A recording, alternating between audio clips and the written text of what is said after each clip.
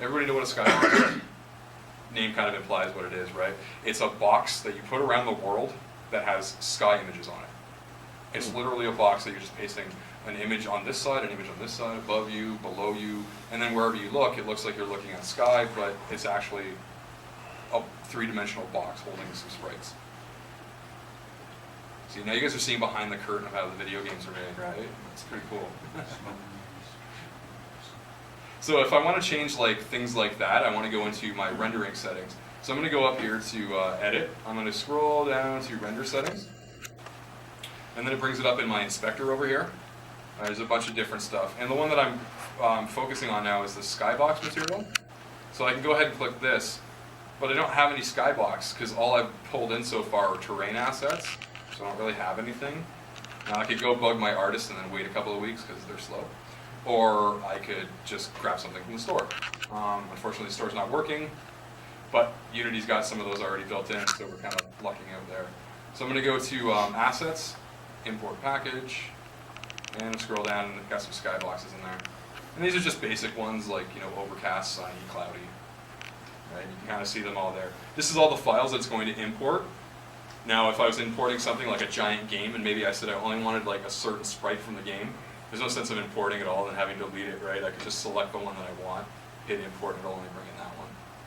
But in this case, we kind of want everything, so we have some choice. So I'll import it, and it'll just take a second there. And now if I go back to my Skybox materials, and click the little button there, you'll notice I've got a bunch more Skyboxes. I'm kind of feeling overcast. That one looks pretty good. That's not too bad. This one looks more ominous. Let's go with this one. Alright, so now that's cool, but it's still a little dark in there, right? It doesn't look kind of like a daytime overcast. So what we can do is, we could put in like a directional light. We could actually go ahead, put a light in the world and point it at it and make it our sun, if you will. But the fact is that Unity already has an ambient light built into it by default. And in this case, our players aren't going to be staring up into the sun. It's an overcast day. They're never really going to see that. So let's just go ahead and change the ambient light to make it a little bit brighter.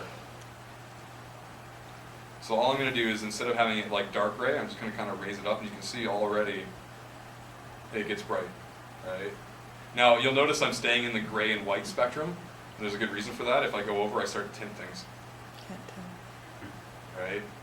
Now that you might be on Mars and they might have a weird effect or something like that. You could play around with tints like that. But in our case, we want it to be kind of normal.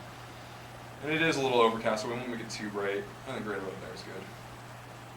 And now if I go up to my play button, it actually plays the game, but you'll notice it's no different because there's no characters in it, there's no camera controls, nothing like that.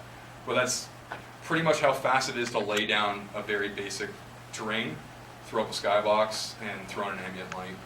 Right? So we already have the groundwork of our world. If you were to do this in pretty much any other engine, coding it up by hand and bringing in the assets, this is about a week and a half worth of work. And I did it in, what, 20 minutes? Now, albeit I did a really shoddy job, but I did do it, right? So